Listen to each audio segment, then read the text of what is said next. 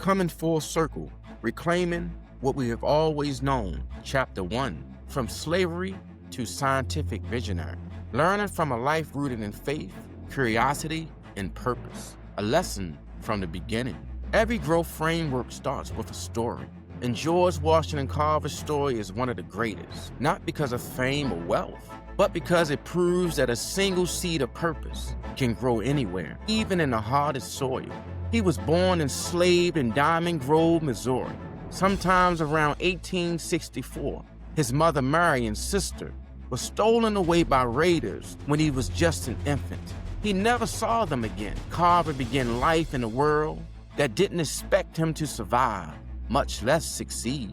But from the beginning, he carried something that no one could take from him, a hunger to learn, the boy who asked questions. Young Carver was frail and often sick, so he couldn't do heavy farm work. Instead, he wandered the woods, studying the plants, rocks, and insects. He became known as the plant doctor of his town. People brought him sick plants for him to heal. He crushed leaves, mixed soils, and watched how sunlight changed the plant's mood.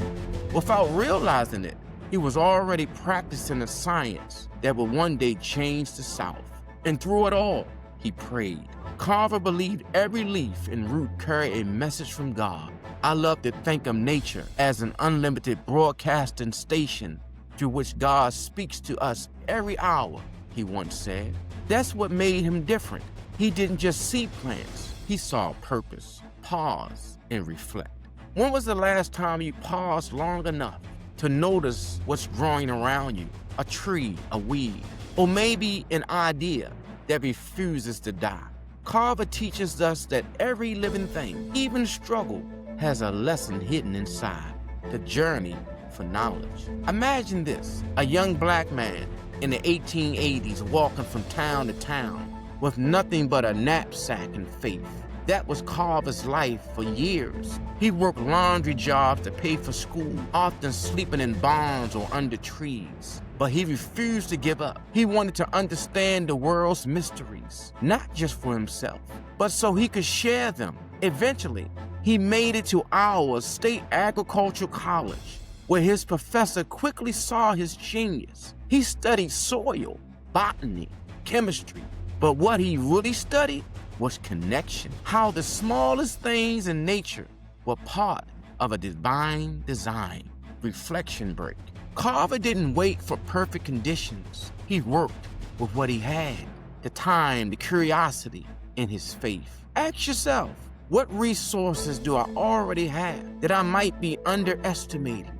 You might find that your small is more than enough to start something big, my friend. Teaching the people the land. When Booker T. Washington invited Carver to Tuskegee Institute in 1896, he gave him a mission: help poor black farmers survive.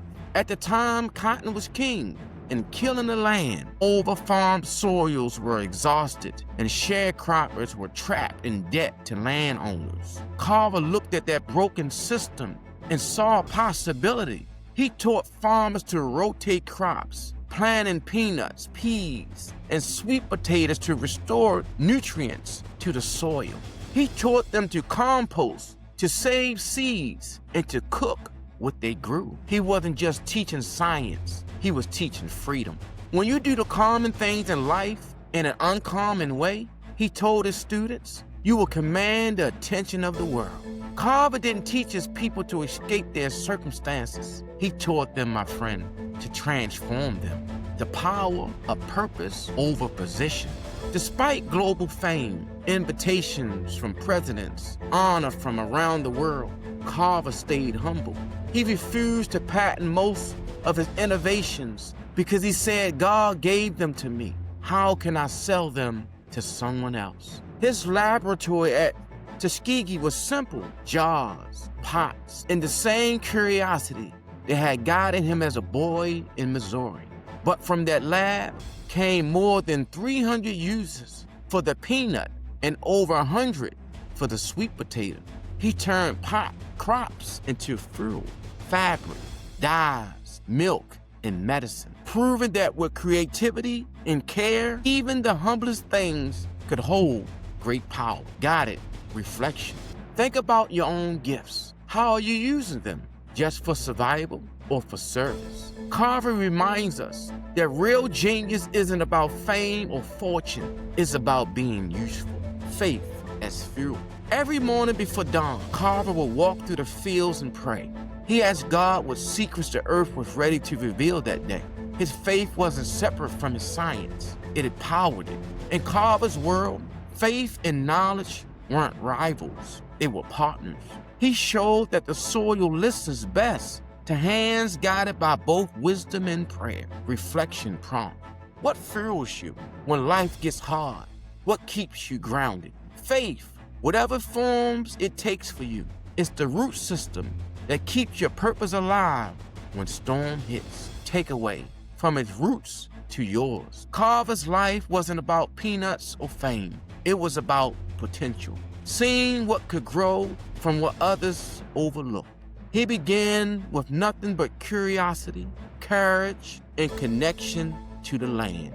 And from that, he built a legacy that still feeds us today, literally and spiritually. Here's what I want you to remember as we move forward. Start where you are. Don't wait for perfect land, perfect timing, or perfect tools. See value where others see waste. That's how innovation is born. Let your faith and service lead your science. Knowledge is power, but only when it's used for good. This is chapter 1.